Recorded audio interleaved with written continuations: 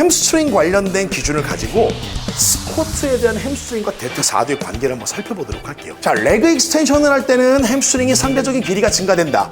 레그 컬을 할 때는 쿼드리셉스의 길이가 상대적으로 증가된다 라고 하는 상대적인 개념이 있었어요.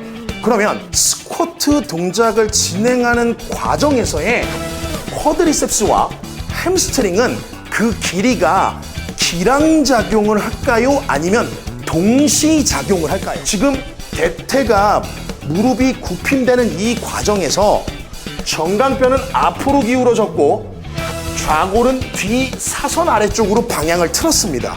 분명히 서 있을 때는 이런 방향이었는데 이 방향이 됐고 이 방향이 된 거죠. 그러니까 여기에서의 길이가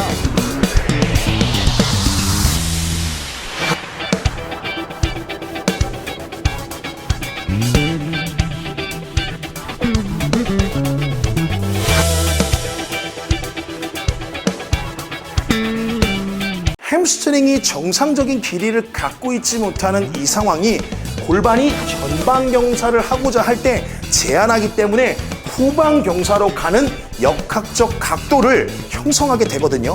이때 허리 입장에서 놓고 보면 이렇게 서 있어야 될 허리 또는 전만의 각도를 바르게 갖고 있어야 되는데 이 녀석의 각도가 후만으로 바뀌어가는 과정에서 이렉터 스파인에는 후만으로 가지 마라고 붙드는 그 힘으로 일을 더 많이 해야 되는 상황이 이렉터 스파이네로 정의되는 척추 기립근의 불필요한 과활성화가 허리를 더 뻣뻣하게 만들어버리는 상황. 이 한 번의 실수가 허리의 부상을 초래하진 않을 겁니다. 그리고 거의 대부분의 운동 손상이 있는 고객들이나 선수분들을 보게 되면 어느 날 갑자기라고 하는 말을 많이 사용하지 오늘 처음 운동했는데 그렇게 됐어 라는 표현은 잘 사용하지 않습니다. 즉 만성적인 스트레스가 일드 포인트라고 하는 항복점을 넘어가게 되면 완벽하게 변형이 일어나는 과정에 대해서 손상으로 떨어질 수 있는 프랙처 또는 테어 또는 버사이티스와 같은 염증 인터버테브럴 디스크 인저리라고 표현되는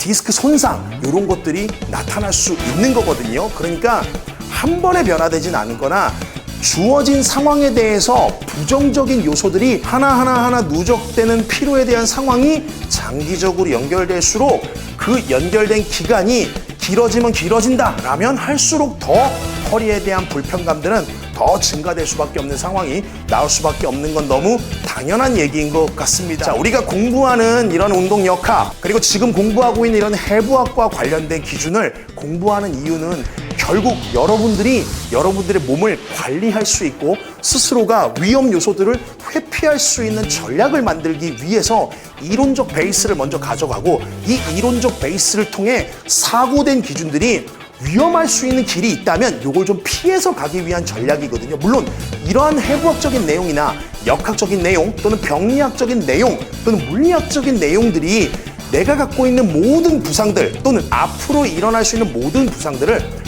회피할 수는 없을 겁니다. 그러나 공부하지 않는 것보다는 훨씬 더 많이 회피할 수 있고 아울러 이렇게 회피되는 과정에 대해서 관리해서 상대적으로 회복도를 더 높여줄 수 있는 관리적인 전략들도 제공을 한다는 겁니다. 그래서